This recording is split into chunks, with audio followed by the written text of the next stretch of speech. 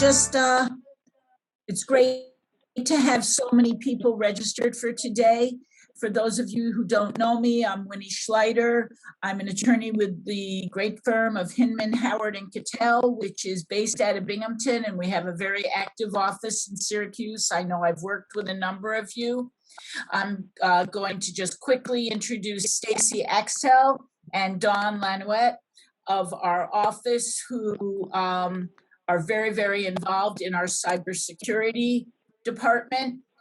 And I just wanted to kind of make sure that everyone understands that cybersecurity is affecting all of us in our personal and in our professional lives. And for that reason, I'm thrilled that so many people are here with us. So basically what Stacy and Dawn are going to be focusing on is recognizing that real estate is a huge place where cybersecurity problems for all of us and for our buyers and sellers can be affected. And so what we're going to be looking at to a large degree are best practices. So what we can be doing, all of us as individuals and as people involved in real estate, to prevent breaches, but also then how to deal with the fact and how to respond to breaches that do occur for everyone. Is that kind of it, ladies, in a nutshell? I think so. Okay. Yep, absolutely. So we're going to hope to cover for everybody. Okay, so I'm going to turn it over to them, and also thank you all in advance for being here. And I think you're going to really enjoy the program and learn a lot. Thanks. Okay. All right. Thanks, Winnie. Okay, so as Winnie said, I'm Stacy Axtell from Hinman, Howard, and Cattell. I'm the Chief Administrative Officer for the firm, and this is Dawn Lanouette. Dawn is the chair of our Labor and Employment Group, and she's a member of our cybersecurity practice group, among a million other hats that she wears for us. So we've had the opportunity to talk with you all before about cybersecurity. Today, I'm hoping that we're going to be able to give you a good update about where we are now, because it's certainly in this age of COVID, a lot of things have changed with cybersecurity. Certainly since the last time that we talked with you, over the course of the last year, there's been a lot of development. So we just want to make sure that everybody has the most current tools that we can give you to make sure that you're being safe in the way that you're dealing online. I'm going to go ahead and I am going to share my screen so that everybody is able to see our slide deck. Can I get a thumbs up if we can see the slide deck? Are we good with that? Beautiful. Thank you so very much. As we get ready to roll down through this, I think we've got everybody's microphones muted right now. However, if there are any questions, you can ask them in the chat. You can also unmute and ask your questions. Anything else? That's it? Okay. All right. What do I do when someone has their hand raised? We can't really deal with hand raises, so feel free to either unmute and ask us a question or ask it in the chat. Yep. Okay. So cybersecurity, where are we now? One of the things that we want to make sure everybody knows are the disclaimers that come from, from being a law office. Obviously, this presentation is not intended to be legal advice. It's for information only. It could be considered attorney advertising. You don't want to rely on it as legal advice. And you do want to contact an attorney to discuss your specific situation if you have a specific concern. I want to try to make this smaller for us. Hey, there we go. All right, now I'm digging. That's good. Okay. So I get a chance to talk to you first. I'm going to cover things like statistics and the new rules that have come out since the last time we talked. I think one of the most stark statistics and why so many of you are on the call today is the statistic on cybercrime as we enter 2021. 2020 saw a 30% increase in internet traffic in a few weeks. That's more than is seen in a typical year. That was at the beginning of March of 2020, and that kind of increase did not slow down. Now, of course, that was largely caused by COVID. It was caused by the fact that so many businesses went out and started having people telecommute. But one of the things we have to remember is that more use of the internet and more use of internet traffic means there's more opportunity for cyber criminals. New York passed the SHIELD Act since we last spoke, and they did that 2 years ago in 2019. Many businesses, however, are still out of compliance with the SHIELD Act. So I want to make sure you're aware that the SHIELD Act applies to all businesses that collect any information, private information of New York State residents. It requires small businesses to adopt reasonable security measures to combat data breaches. It requires you to have a data security program.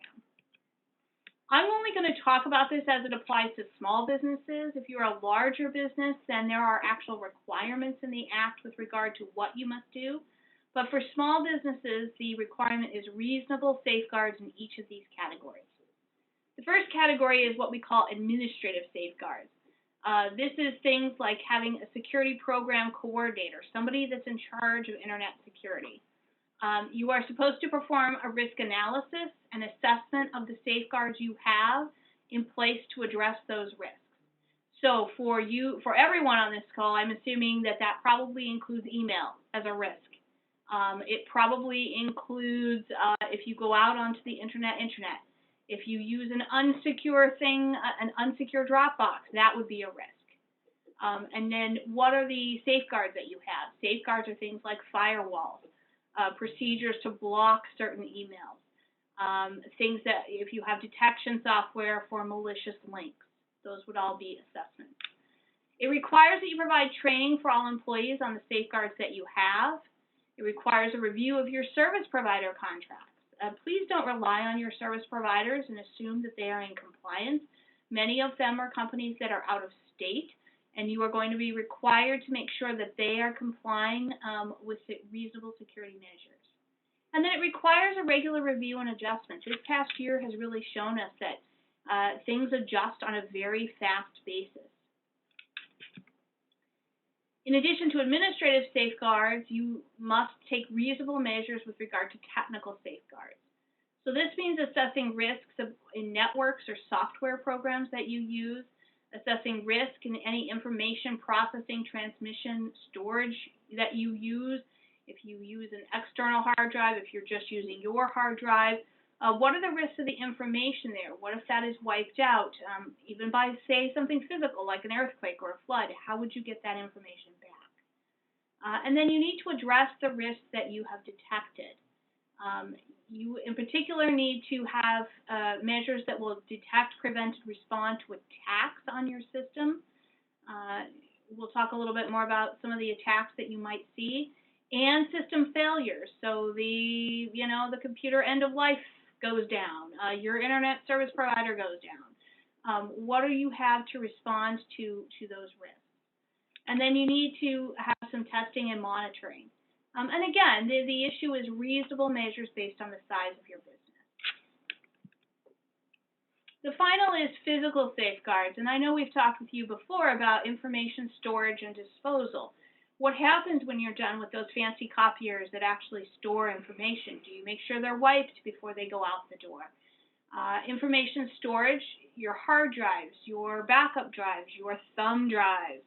Such a risk if you're putting information on thumb drives. Are they encrypted? How are you assessing the risk, and how are you addressing that risk? And then there's intrusions. And we're going to talk a lot today about that because the number of cyber crimes coming from intrusions has really grown astronomically in the past year. Protect against unauthorized use of information. That is as simple as things as when somebody leaves your business, you are taking away their access to your computer system. And then you need to dispose of private information in a safe way when you no longer need it. The SHIELD Act also enhances the breach notification requirements with regard to when personal information is accessed or used. So it's no longer just if somebody has taken the information off your system, it's also if they've been able to access it without authorization. And there again, Stacy, I know, is going to talk more about what personal information is, but in the statute, it's any information concerning a person because of name, number, personal mark, or other identifier can be used to identify the person. The SHIELD Act is enforced through the Attorney General with violations of $5,000 or $20 per instance for breaches, whichever is greater.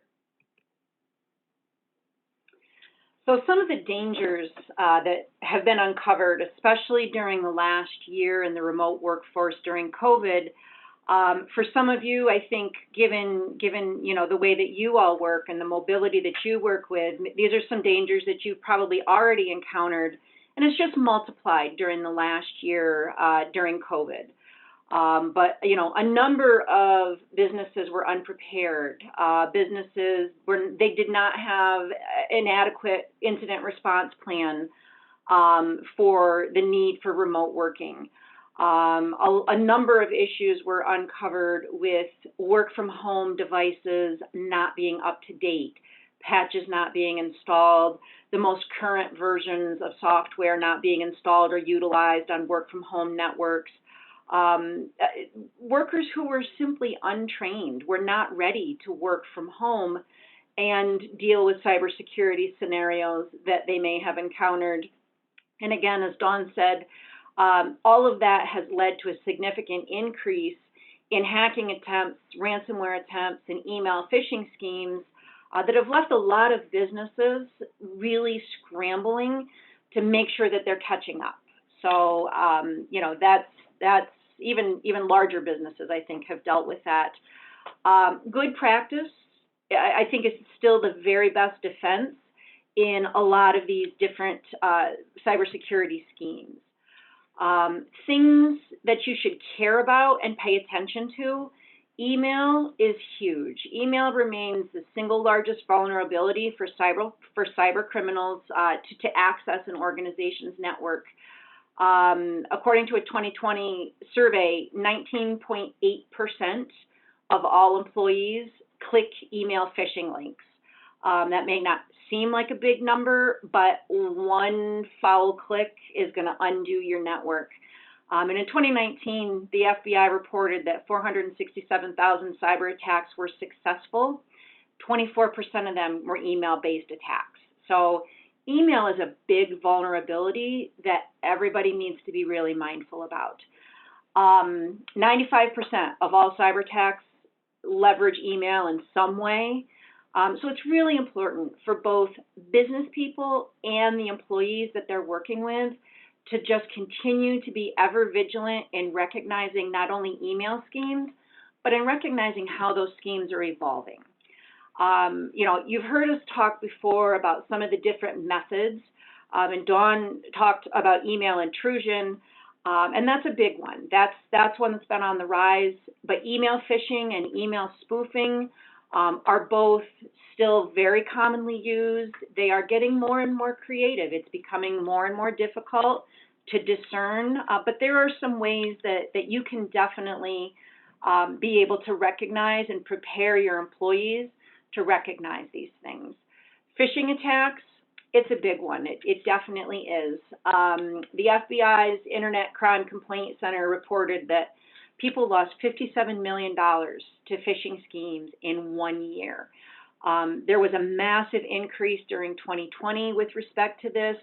Part of it was linked to new utilization of video conferencing systems. COVID-19 related emails just blasted all of this right out of the stratosphere. So these are things that we really need to care about because of the volume of loss that you're seeing.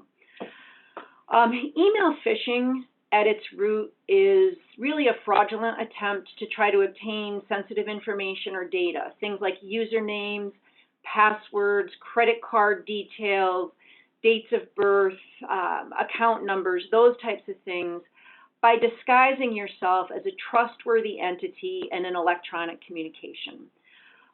Typically, it's carried out by email, but it is extremely important that people realize that phishing can also be carried out by text message, And the phishing effort directs users to enter their personal information at an artificial false website that matches the look and the feel of a legitimate site. So there's a lot of information there. I can tell you personally, because I use my cell phone so much for work, I've seen an exponential increase in the text message phishing attempts, right along with what I'm seeing in my email now. So you always want to be careful about those text messages that you're getting from people that you don't recognize within your network. So how do we recognize those phishing attempts? Most types of phishing are going to use some form of technical deception that's designed to make a link and a spoofed website that it leads to appear to belong to a legitimate organization, even though it's all being spoofed. Misspelled URLs in the address or the use of subdomains are common tricks that can be used by phishers. One of the easiest ways in a phishing email, just keep in mind with phishing, the goal of the cyber criminal is always to get you to click a link that will lead you to a website. The best thing that you can do is hover your mouse over any links without clicking. You will see the website that it's going to try to redirect you to, and you want to make sure you're looking for something that looks legitimate. So this is an example of an email that we call the imitator. There are a number of things that should jump out here to show you that even though this has a legit PayPal logo in it, this is a phishing email. So number one, it's addressed to David. Probably if you were getting an email from PayPal, you're going to get something that's got your full PayPal user ID in it, your full PayPal username and your email address in it. Just being addressed to David that way should lead to some questions. At number two, where it says, Dear Valued Member, number one, PayPal doesn't really have members. If they were sending you an email to ask you to verify your account, they would be addressing you by at least your user ID name, if not your full name. Even though the subject of this is verify your account, if you look down at star number 3, they start talking about how they're going to be performing regular maintenance of their security measures. PayPal will not do this. They will not ask you to click a link to verify your account and tie it to maintenance. Legitimate companies don't do this. So those are just some flags in something that is what we consider to be an intimidator.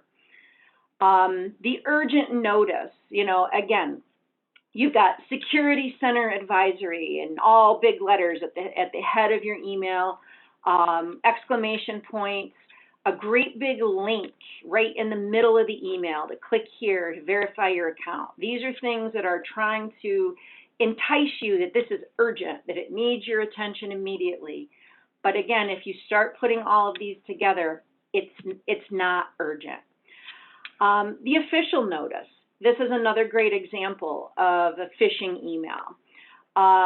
If you look again at number 3 where it says Dear Members, well, if this is supposedly from the IRS does not have members. If you are getting something from the IRS, they will use your name and social security number. And they will not email or call you. That is correct. The IRS will not email you and they will not call you. So that should set off flags right away. However, in this email, right out of the gate, up by numbers 1 and 2, your email program is flagging this as being from an unknown sender, which should raise a flag for you that this is not from the IRS and it is not a legitimate notice. So the differences between spoofing and phishing. Email spoofing is a technique that's used in spam attacks and phishing attacks to trick you into thinking that a message came from a person or an entity that you know or that you can trust. One of the situations is that email protocols don't necessarily have a mechanism for authentication, which can make it common for spam or phishing emails to use spoofing to mislead you about the origin of a message. And I'm going to tie this one back real quick. Like, spoofing emails are also very difficult to discern on your mobile devices, on your iPhones, on your Androids, on your iPads. It's a little bit easier to discern a spoofing email if you're sitting behind a computer screen at your laptop or at your desktop, because of the way that each of those devices handles the identification of an email address. So some examples. What does spoofing look like? If you were to receive an email from me, my email address is sxdell@hhk.com. So if you're commonly using Outlook or in most email platforms, you'll see Stacy Axtell, and then you'll see my email address. Over on the right side of the screen are the things that you wouldn't necessarily see, but these are all things that we have seen utilizing spoof attempts with my email address. So, if you receive the first example on your iPhone, you may also see my name spelled right. No problem there, but you won't necessarily see the email address, which sinisteremail@ch.com. That's a legitimate example that we've seen, but it wasn't necessarily identified as such by somebody. So you want to make sure that whether you're on a mobile device or whether you're on a desktop computer, that you're looking not only at the first name, the last name, but also at the email address itself to make sure that it is from a legitimate person that you are familiar with. Email intrusion is really better known as hacking. And as Dawn said when she was talking about Shield, we've seen a significant increase in email intrusion, especially in the last 12 months. This is one of the more common and dangerous intrusions that can happen when somebody will get into your email and they pretend to be you. And if someone is in your email account, they can then find patterns on how you communicate. They can see who you communicate with, and they can wreak havoc before anyone knows that it's not you. This is something that is definitely on the rise. You may not necessarily even realize it's happened, but here are 5 signs that you should be on the lookout for that you've been hacked. If all of a sudden you get notice of a changed password and you didn't change the password, that could be a problem. Unexpected password reset emails. If you did not request password reset emails, you may have a hacking problem. Everybody should be taking a look at their sent folder every now and then to make sure that there are no strange, unrecognizable emails in your sent folder. That could be a sign. Perhaps your contacts start contacting you and complaining that you're spamming them or they're getting strange emails from you. That's a sign. One of the other signs would be unusual IP addresses or devices and or browsers showing up. Those are all signs that perhaps you've been hacked. You want to be on the lookout for those. Steps that you want to consider in responding to an intrusion. If you even think you've had an intrusion, the very first thing that you want to do is you want to change your password. You also probably want to consider two-factor authentication, and that might be a suggestion to consider whether you've had an intrusion or not. Two-factor authentication, although it can be a little bit cumbersome, is a safe way to make sure that you are limiting access to your network and to your resources. You may want to consider setting up a new account. You definitely want to raise the alarm. If you think you've had an intrusion, let your business contacts, your friends, and your family know. Double check your account recovery information. You want to also take a look at your account to make sure auto forwarding and auto replies are set the way you want them to be set. You absolutely want to run your antivirus, and unfortunately, most of the time when you have had an intrusion, you're going to want to seek outside professional help in making sure that your network is secure and safe. So mitigating the risk from an individual perspective. When I talk here in our offices with our individual users about the best things that they can do to make sure that they're not clicking on things that they shouldn't be clicking on, the very first thing is to just slow down a fraction of the time and make sure you're fully reading an email before you're clicking on the link. That extra 2 or 3 seconds really can make a difference. Know that if you're receiving an email that sounds too good to be true, it probably is. And again, you can find out a lot if you're simply hovering your mouse over a link in an email to preview the URL that the link is redirecting you to. Does it look familiar? Does it look legitimate? Does it look like something that you would normally be receiving an email on? From a business or corporate level, it's important to develop a culture in your business or within your organization where your employees are encouraged to ask questions when in doubt. We've worked real hard to make sure that people are comfortable saying, does this look legitimate or does it not? We want them to ask those questions. We want them to be comfortable if they're expressing doubt. I don't want someone to click on something and then, worse yet, suddenly realize that they've made a mistake and not feel like they can say something. Really, mitigating the risk is about having an open culture where you have the resources to answer those questions and that people feel comfortable to ask. It's also important that you routinely conduct cybersecurity training so that everybody's up to date on the latest scams and the latest schemes. Dawn and I not only do this in these types of settings, but we're doing this regularly in our own organization as well, just to make sure that we're keeping our people up to date. The other thing that's a good idea is to run phishing tests within your organization just to reinforce your training. Again, it's another step that's a good idea, just so that you have the tool that you can train your employees and you train your personnel. But then when you run those tests, if they're still clicking on the links, that means we still have to do some more training to make sure that everybody is understanding what it is that they're looking at and making sure they're remaining diligent. So I'm going to let you go ahead with that one. So there are a few other risks we thought we'd talk to you about this morning, and one of those is the internet-facing vulnerabilities and misconfigurations, or really what is called failures to maintain your updated systems. Cyber criminals will enter your system through problems in the system, and this often includes outdated programs. So if you're still using some version of Microsoft that is not supported anymore, some version Word, maybe you have a hole in your firewall that you haven't patched.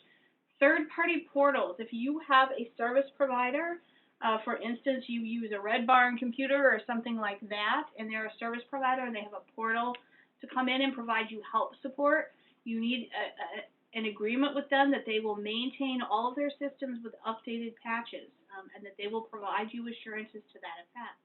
Because it's very easy for hackers, and this is where hackers really come in, as opposed to the email where they're sending it in and taking a chance that you or one of your employees will click on it. Hacking is really, if you think about it, a lot like somebody taking an axe and just banging it right on your system and trying to find a hole where your house, your cybersecurity house, is not strong enough to withstand. So it doesn't require you to make a mistake so much as it requires there to be something that they can get in through. And not having an updated system is one of the easiest ways for them to get in. Everybody has to be updated. You see patches come out. If you have software, you need to apply them as soon as they come out. And I'll give you an example. There was only a few weeks ago that an emergency patch came out from Microsoft. The reason it's called an emergency patch is because Microsoft has already been hacked through that. And they have now developed a patch for that hack, and they want you to apply it right now to protect yourself. You need to do that. Last year, we had a number of clients who, because of a third-party portal that was not patched, had ransomware inserted into their systems, and their systems were seized. Again, you have to apply patches, okay? For your third-party IT providers, if you're using outsourced IT providers, they should be providing you assurances, and you should ask them about their practices. Vulnerability scans are something else you can do. Usually that takes either an outside provider or if you have internal IT who can do it. This is antivirus software. You can buy that. Norton's an easy one. Sophos. Those are two commercially available. Make sure that they're up to date though, because hackers buy those software programs too, and then they try to get around them. They just practice and practice until they can. So again, this kind of software that protects you is only good if you are updating it and patching it regularly. I want you to be aware that most points of entry didn't come from your highly protected, super special computer. They came on risk places, and one of the biggest ones was printers over a wireless network. If you have a wireless network, maybe you use one at home, not even in your office, and you are printing from your secure device to a computer over that wireless network, if that wireless network is not well taken care of and that computer on the other end is not well taken care of in terms of antivirus software, those are points of entry into your secure system as well. If you think about it just like a little road, we have one here, we have the system here. I can come in and go backwards through the road too. And then if you have remote servers, VPNs, those kinds of things, they need to be secured. Make sure that they're adequately secured. All right, let's talk about attachment risks. This is one of the biggest ones that we saw huge increases in. And our thought is that this happened because many people now do know not to click on the link in the email, right? You get an email and it says it's from FedEx and click here to verify, and you don't click on that link. But what if you get an email that comes from your friend at another realtor place, and you hover over it and the email is legitimate, the email address, and there's an attachment to it, and you go and you click on that attachment and open it? Well, guess what? You might have just introduced a virus, Trojan horse, malware, or ransomware to your system. Cyber criminals are getting pretty smart. They may well have hacked your friend's email or your colleague's email and sent a virus from a legitimate email address in an attachment because you then could not see it until you clicked on the attachment. And that attachment will just start populating the minute you've clicked on it. So be aware if you're getting an email you were not expecting from someone with an attachment. Don't open attachments you're not expecting. You know, call the person, call the sender to verify that they sent the attachment. If you open an attachment without thinking about it, do not click on any links in the attachment. The same problem is clicking on links anywhere. And make sure you're monitoring your systems. Here's the thing. We used to think that Adobe was really safe, right? You can't put anything in Adobe. It's not executable. That's not the case anymore because there's so many programs that allow Adobe to be executable. So be aware that even when it's a PDF, especially if it's in a zip file, things you can't see, attachments can really be very dangerous. And then make sure you're monitoring your system. We have learned about programs that are within attachments that, you know, you've opened the attachment, it looks not legitimate, you've called your tech in, they've checked it, they believe it's been erased from your system, and then weeks or even months later, it starts executing. Or you don't even notice that it actually the whole time in the background was collecting information you were entering into the system. It can be very frightening. Ransomware. I think we touched on this last time, but really ransomware has become the #1 cybersecurity threat in the United States now. It is a form of malware designed to encrypt the files on your device and render it unusable. The cyber criminal then extorts money from you for you to get your files back.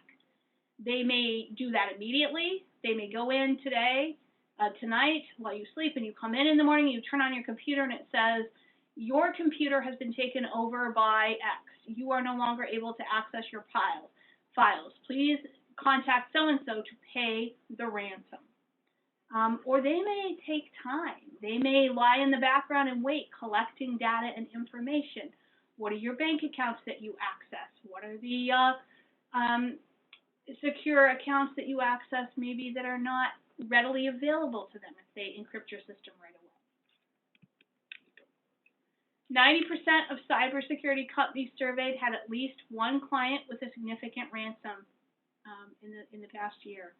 The global damages were 11.5 billion in 2019. They're now 20 billion in 2020. It's a huge increase in damages. This resulted in the first death from a cybersecurity incident. It was a suicide from someone who could not recover data. There was a death related in a hospital in Germany to a ransomware that locked the hospital out of their system, and they could not turn on a man's heart pump, and he died from it. 75% of companies that have had a ransomware attack that was shut down their systems were running what we call updated endpoint protection, meaning their system itself was fully covered with cyber protection.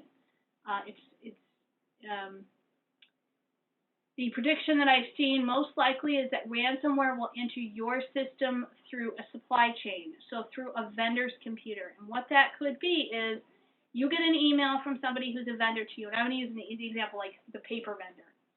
And the paper vendor sends in their email to you, and that email contains information in it that you click on, and you're doing your business, and that business is legitimate through that link. But having done so, the paper vendor was not protected and has now opened a portal to you, and a ransomware attack comes in and compromises you. I've given you some information on the updated security trends. Ransomware is a really scary thing. The estimates are that 90% of businesses now, small businesses who get hit with a ransomware attack, do not recover. They simply close. Stacy, Yes? if you can access your bank account, let's say, through a password, and you haven't saved your password anywhere on your computer, but you've used that password, a dozen times to look at your bank account, can they go in and see your history of your passwords and then access your bank account?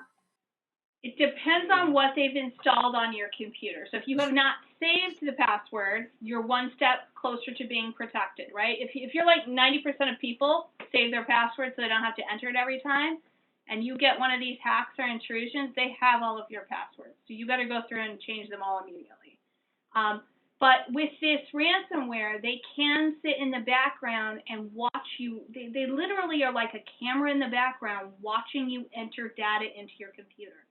And so as you're typing it in, if they're fast enough to catch, I don't know if you've ever seen a password come up, it comes up one letter at a time and then it's covered up as it goes. If the computer system they're using is fast enough to catch it, or they see you do it enough times, they're going to be able to get your password from it. This is one of the reasons everybody says you should be updating your password every, 30, 60, or 90 days. This is part of it, is given enough time, the sophistication of the computers hackers are using, if your password is always the same, even if it's the ideal kind of password, they're going to be able to get it eventually. Might take them a year, and most of the time they're not going to have the patience for that, right? They're looking for the quick buck. But if you're changing it more often, then you're going to be safer. What about if you use a service like LastPass? Does that protect you? LastPass is your locked password provider where you save all your passwords. Yes, where they tend to be, so they're fully locked, and they are secure. So the hackers are not going to be able to get into your LastPass. Okay, great. That will help, yes. What you really want to do for your business, you need to know how to back up your files. Whatever your system is, whether that's a hard drive backup to a tape, whether that's a cloud backup, you must have a backup. And I want you to really think about this statement because it is absolutely true. You are only as good as your last backup. Your business could be hit tomorrow with ransomware. You will not be able to pay it because they'll ask for $2 or $3 million. And the only business you will be able to restore is your last backup. So you really have to think about your business and how it functions Where do you need to be backing up? My business, we have to back up every day. We just have to. We don't have a choice. I can't be 1 day behind. Too much happens in a day as a firm. Maybe you can because your business is a little different. Maybe you can go a week. Probably not a lot more than that, though. So you only are as good as your last backup. The second thing I would say is test restoring your backups. I have had so many clients in the last year who believed they were backing up just fine, only to find out that the version that they were backing up to is not something they have the ability to restore on their own. So they're then having to pay thousands of dollars to have somebody help them restore their system. Know what you're in for if you have to restore it. And you should at least twice a year test restoring your backup so that you know it's still working, you know you can get your backup restored if you have to do so. Have a cyber incident response plan. If you get attacked by ransomware, you will be upset. If it's successful, you will be shut down. You'll come in the morning and you'll be thinking about your next closing or your next showing, and you'll turn on your computer and everything is gone. Everything is gone. There is no way to not have an emotional reaction to that. So have a plan so that you can pull it out of the drawer and look at it and say, okay, my plan says this is the next thing I should do. This is the next thing I should do. It will calm you down. And I've included there, the government has come up with, they have a CISA, which is the new government agency that is combating cybersecurity and ransomware. They have a response plan that is available that you can sort of fill in. It's free of charge on the internet, and I've given you the link there for that. And then I've given you some additional information on ransomware. I think it's likely that at least one person on this call will get a ransomware attack in the next year. So think about Stacy? that. Yes. If I have 3 laptops and they hack one of them, this is a stupid question because I don't know what I don't know, are the other 2 laptops affected? Are they on the same network together? What do you mean by network? Can they access the same information for your business? So do they all share a common drive where information is stored?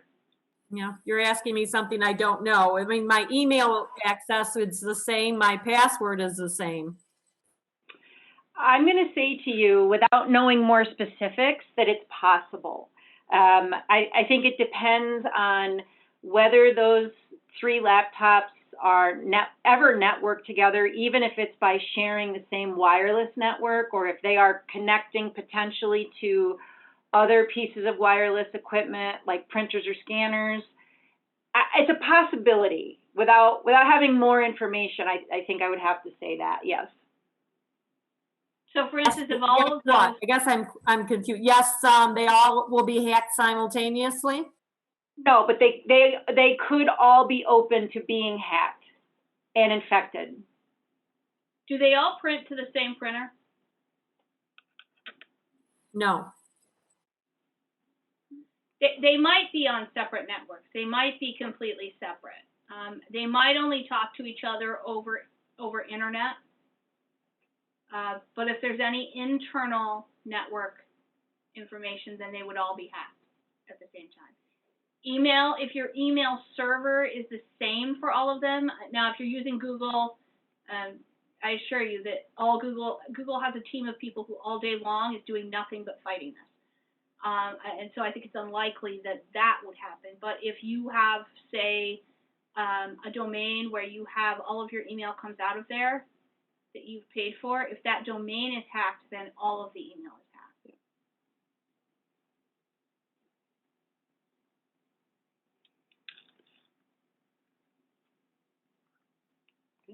All right. Social media. We always want to remind you to be careful of social media because we put a lot of information out there, and I understand social media can be a wonderful tool, especially for small businesses. It's relatively inexpensive or even free.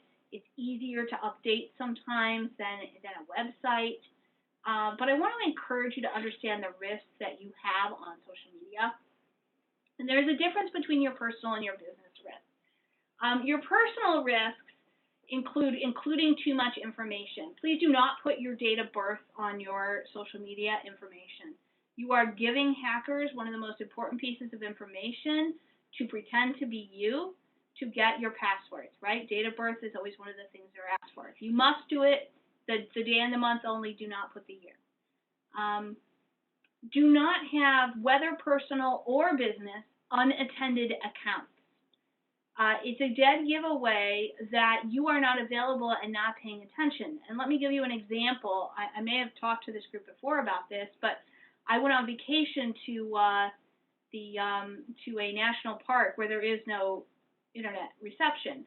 And unbeknownst to me, my husband posted the day before on social media that we were going there the next day. Well, somebody decided to be me, created a fake Facebook account for me, and sent out requests for money to several people. Now, they set up an entire email. They set up an entire person pretending to be me, sending requests to people saying that we had had an accident and I needed money sent to me immediately. Now, one of my friends was smart enough to recognize I would never do that and reported it to Facebook. But in that time when I was not on there and could not see what was happening, this was all happening on my account.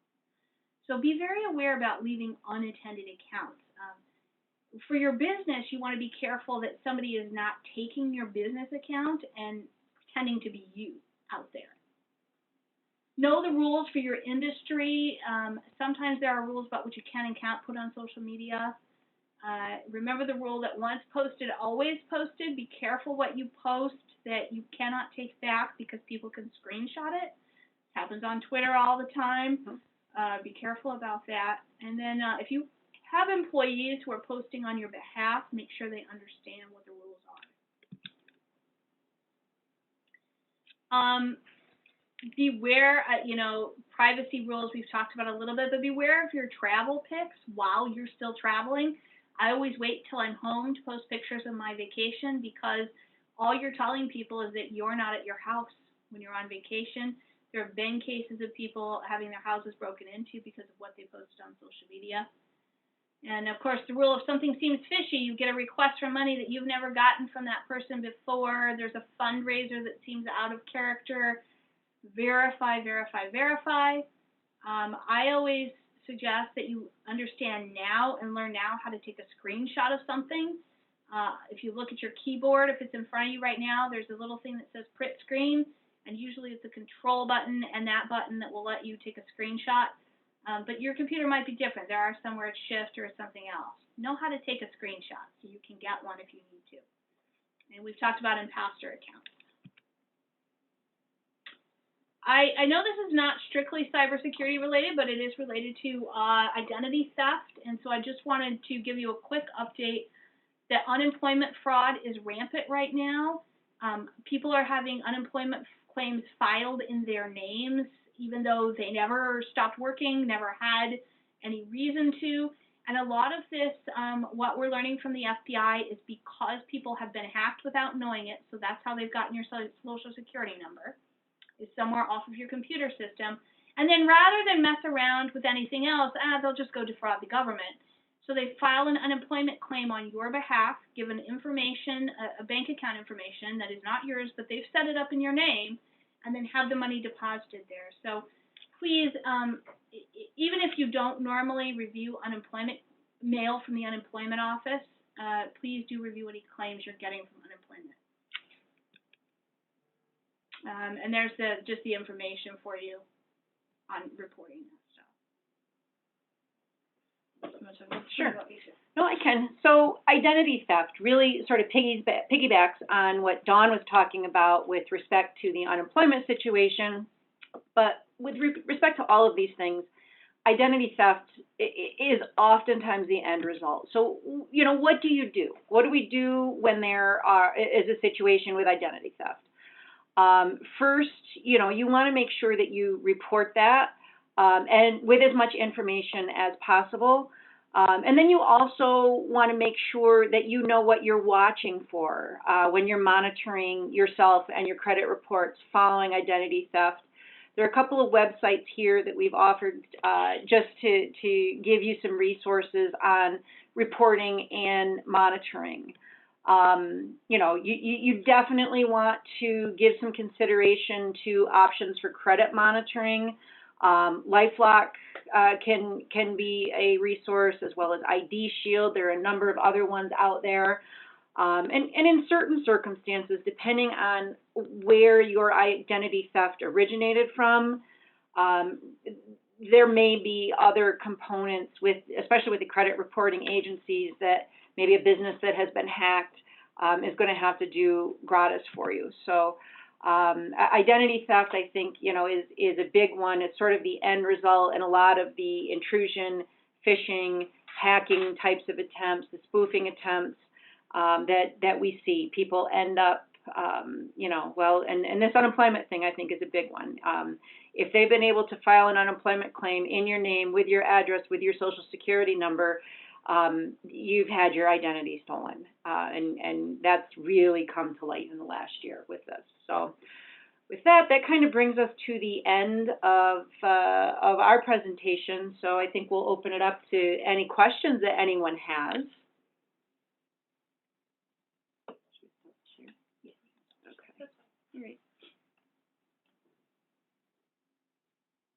If anyone has any questions, you certainly can take yourself off mute and go ahead and ask, or ask in the chat. Yeah, I've been getting an email that tells me that my Prime account has been charged $5,000, and they mailed my the item that I supposedly purchased is being sent to such and such an address. I usually just ignore these, but I do check my Prime account more regularly to make sure somebody didn't actually charge something. I have gotten the same one, but Yep. Mine has been for FedEx. I'm getting all the time now. Your FedEx shipment has mailed, and click here to follow up on it. And that you know, a few times I've been like, what FedEx shipment? Exactly. But I've subsequently learned not to click that link. Yep. Yeah. Would it be considered murder if I drowned my computer, cell phone, and hard drives? No, not at all. But it's probably a problem for your business. I mean, that's the problem, right? Every time we develop a great tool, there's somebody right behind trying to develop ways to make money off of it. Now, another thing, my problem is that I've gotten too many different passwords and accounts, and it gets to the point where, yeah, I mean, if I wanted to start an organized way of changing these, would I change them all to the same password once and go through all of them and then change that every month? Or what do I do with that? This is a mess. It is. It's really tough. What I can tell you is there is something called the password phrase method of doing a password. And you can look it up on Google for a more exact description, but what you do is come up with your key phrase. And these days, you're going to have to make it pretty long, because I'm getting passwords that have to be at least 15 characters, Oh my which gosh. makes it a lot harder. But you then replace words in the phrase like 2 and 4 and 8 with numbers for those. And then you have symbols that replace other things. So an S might be replaced with a $sign symbol. So that you can then have a password that is not a word, it is not a recognizable, because you're using only the first letter of each word in the phrase, right? And so it will come out jumbled. So if it's pizza is my favorite food I ate, that might come out as PIMF8 I ate, you know, an exclamation point or something. Totally nonsensical. But that's one way if you're trying to sort of standardize your passwords to do it. And then the other thing that I've seen some cybersecurity people suggest is to try to, you know, have a rotation of several maybe 5 passwords, and have your websites or your things grouped in categories, so that password 1 gets used for this group of things, and password 2 gets used for this one, and 3 gets used for this one, 4 and 5, And then you're only changing group 1 this month and group 2 and group 3 as you go through. Yeah, that's a good idea. I agree with you. I think passwords are really tough. Is there anything in the future that will change this? They talk about thumb passwords and Sure. facial Yep. recognition, but believe me, things, if they were able to hack that, they could change my face. Sure. Yep. They're always developing new ways to keep us safe, right along with the hackers who are developing new ways to take our money. Yep. I think you're starting to see it head that way. I'm noticing more and more with lending institutions that in addition to having to know and use my user ID and my password, they are moving to multi-factor authentication. So even though I have the correct user ID and I have the correct user password, they're still going to text me a 8-digit code to my cell phone that I have to put in at that time before I can log in to that website. So I think that's one of the other things that you're going to continue to see is that 2-factor authentication. So we have a question in the chat. What is the best cybersecurity software for my computers for the price? That's a tough question. That's a really tough question because it depends on the nature of what you're going to use it for. I mean, if you're talking about pretty small things, you know, you might be okay with a Norton antivirus business account, a business level antivirus from Norton that covers your home and office. You might need something a little more sophisticated like a Sophos that covers more of a network rather than just a computer and a printer. So I really think that's something where you need to understand what you have in terms of what you're trying to protect, and then you might need to do a little research or even talk to a cyber person, or maybe that's something we could see if we can arrange for the group, somebody on the computer end of this, to talk about, you know, what kind of protections are out there. If you're a larger organization, as we are, then the reality is these days you need a third-party service provider. Stacy and Dawn, is there anything that the GSAR can buy for us as a group for the software? Like as you mentioned, I didn't know that Norton had well, I knew that they had different levels, but I guess I didn't know that they had a business account level of software. But is there anything that the GSAR, I guess Winnie might know that? I don't know the answer to that, but that's maybe something worth looking into. You know, We'll head Winnie into that. One. Any other questions? Stacy and Don, I have a question for you. Regarding social media, is there a risk for people using Instagram and Facebook and not logging out and just staying logged in and coming back to it the next day? Yeah. I mean, the risk is if you're logged in and somebody gets a hold of that device that you're logged in on, you know, they're going to be able to be in your account. That's really the risk. So, for instance, if I have my handy dandy mini computer here, because this is not a phone, everybody knows that, right? This is a computer. That's what it is now. Not a phone. We call them cell phones. That's a misnomer. It's a handheld computer. And I do not have it password protected, and I leave it lying around, and I'm logged into Facebook, and somebody gets this. I mean, they're in my Facebook, they're in my Instagram, they're in my bank accounts potentially if I've kept them logged in. And there's a now most of the bank accounts require Face ID, but tremendous amount of always friend requests from people that you don't necessarily know, and it's sometimes pretty easy to see if they're scams because they'll have one photo and not much about them, or it just seems that a lot of us tend to just befriend people just on a regular basis, and I think we could be putting ourselves at risk by doing that. Absolutely. Yep. Yeah, I don't friend people I don't know, and I don't friend a lot of people I do know on my personal. That's good. Right. And one last thought: on my iPhone, I've got the ability to block senders. And I find myself doing that religiously and enjoying it because I don't want these people bother me that come from outer space. Is there a value to that? Because it seems to me, at least it satisfies me. Yeah, I think there's a huge value to that. I think blocking senders that you don't want sending you things for a number of reasons. One is, look, I do this for a living, and here's where I told Stacy I was going to try to avoid telling my stories, but I'll tell my stories. You know, I do this for a living, and there's the morning where I worked until 3 a.m., and I got up because I had a meeting at 8, and I was a little tired and a little not paying attention, and I picked up my computer, and I see an email from client X.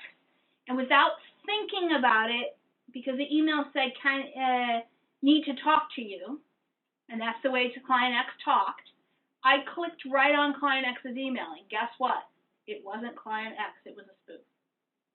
I got lucky because it was just one of those, hey, I need $50,000 in gift cards, and I immediately thought, oh, you idiot, you clicked on the wrong link. But what if it hadn't been that? What if I had clicked on it and it was an executing virus? So I think there is value in blocking things that you don't want in your system or marking them as junk or whatever it is that you do. Okay, thank you. I think it's especially important, as Dawn's talking about, with our cell phones, going back to a lot of those spoofing attempts or phishing attempts that we're seeing an increase on by text message. You can bet that every time I get one of those, and I've probably received 10 in the last 2 weeks, I block those. I block those numbers. I don't even want to run the risk that I'm going to do something by mistake. So any of those calls, any of those numbers that are coming to me via text, I do block them. I feel safer, and like you, David, maybe it's just making me feel better, but that's okay.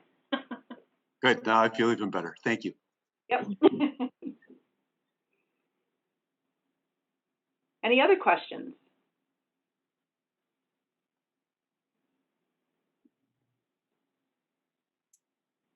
What about when you get the emails and it says no sender? Like all of a sudden I'll get a bunch of emails and they're no sender and there's, 20 of them, 30 of them. What the heck is going on with that? You're getting spammed generally. And you probably are not seeing either your name or something that makes sense in the to line either.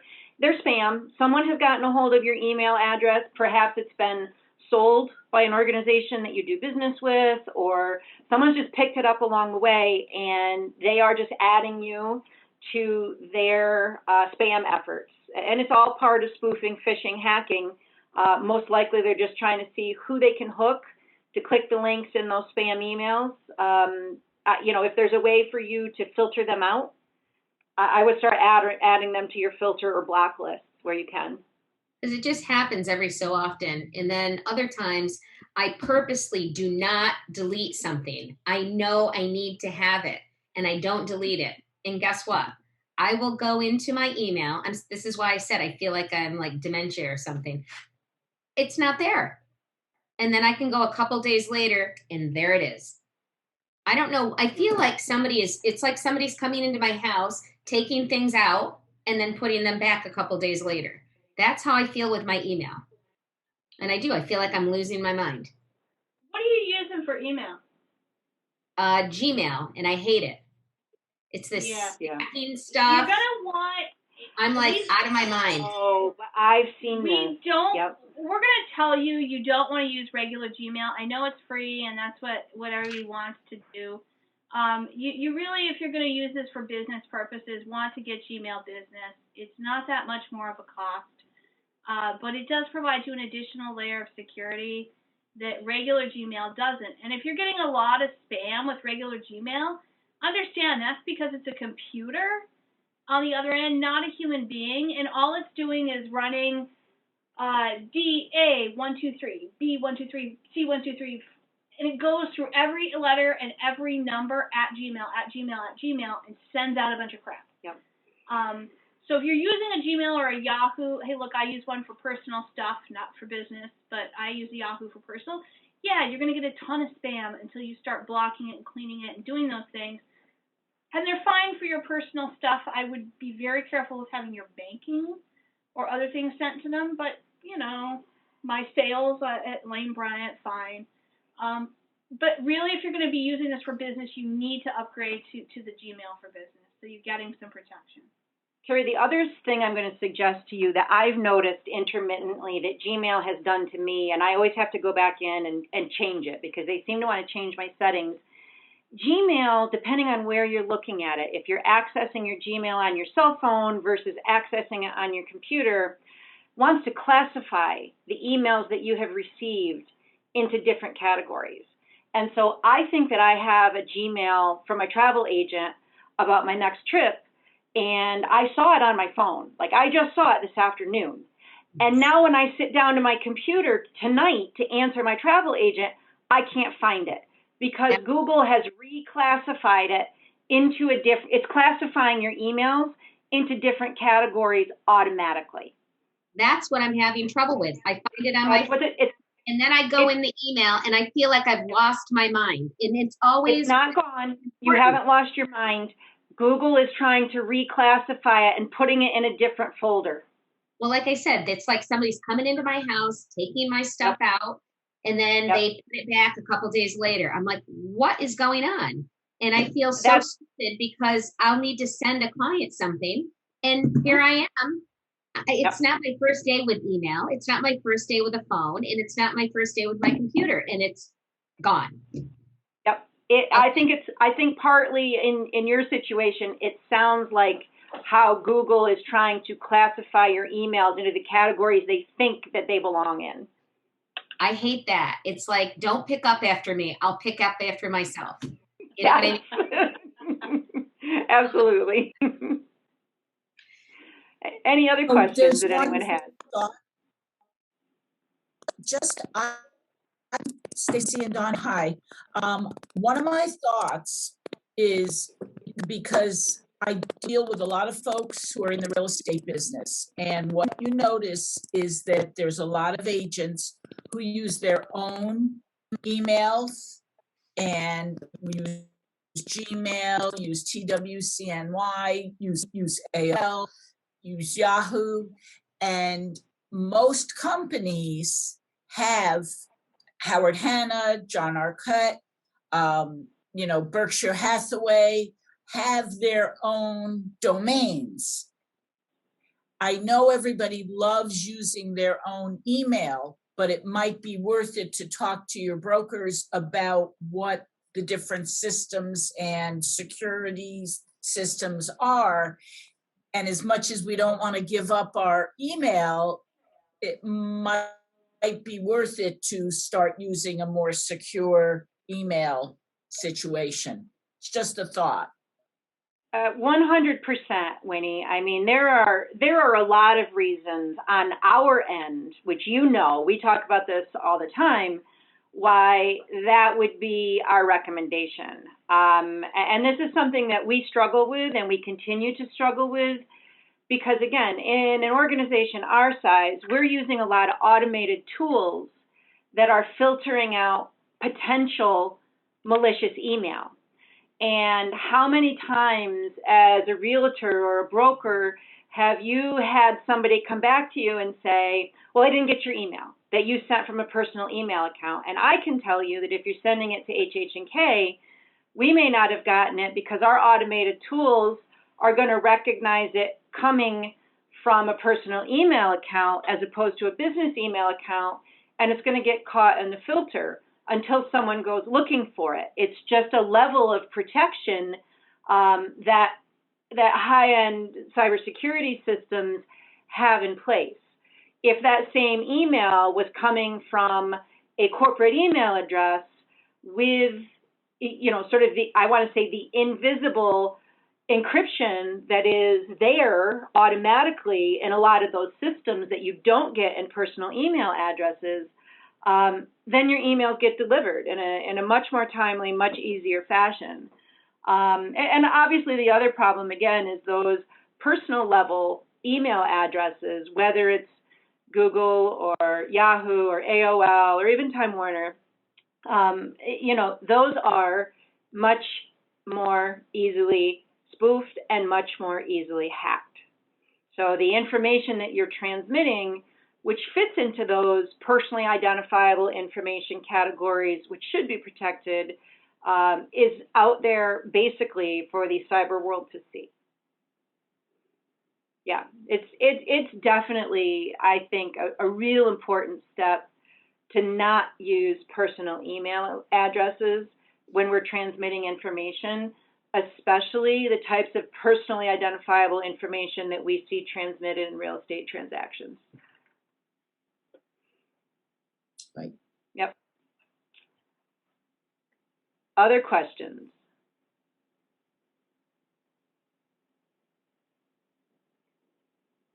Can I, yeah, one other thing?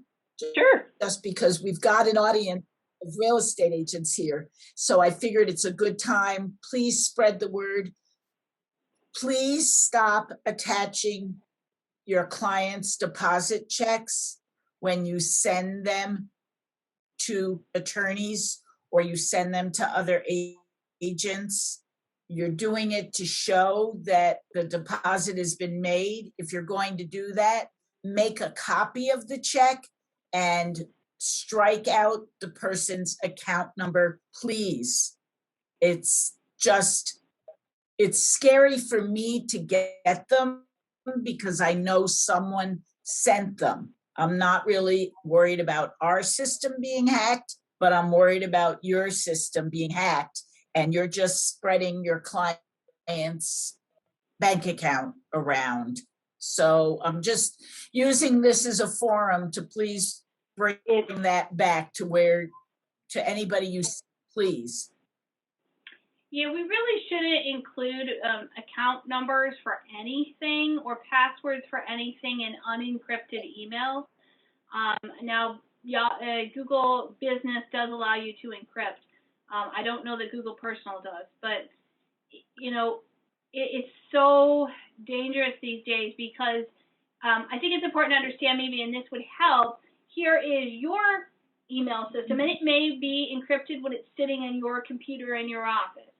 Then there's the highway, right, the internet highway, and then there's our email system here at HHUK, and once it gets in my front door, it's certainly safe here too. But this road in between is a scary place, and there are ways to make it safer. Encryption is the main way, which turns it into gobbledygook when it leaves, and then it doesn't turn back into real stuff until I enter the key to do that over here. But if you're just sending it straight across, there are any number of people who can reach right up and just grab it right off that highway. And that's probably where a lot of data loss occurs. Is there encryption? So now I've taken account information from there, and I go on your social media page and I grab your birthday date off of there, and then I get your address because it's on your, it's on something else that I can find. I mean, it's so easy to aggregate information. Winnie, some way to block that off? Like, we get a lot of electronic signatures, and of course what comes with it is the check. So I'm not in my office, I can't block it off if I wanted to. Is there something that I can do when it's in an electronic form where I could cross it off? I mean, I'm not technically savvy, that's why I'm here, but is there something I can do? Because that's always that in bank statements when we send proof of funds and you're sending that stuff over, you know? Carrie, there are, just off the top of my head, and there are a lot of different tools out there, but normally we see this information being transmitted in PDF format. So any PDF editing program like Adobe or Kofax Power PDF, any Adobe editing program would allow you to electronically redact that information on the attachment and then just forward it.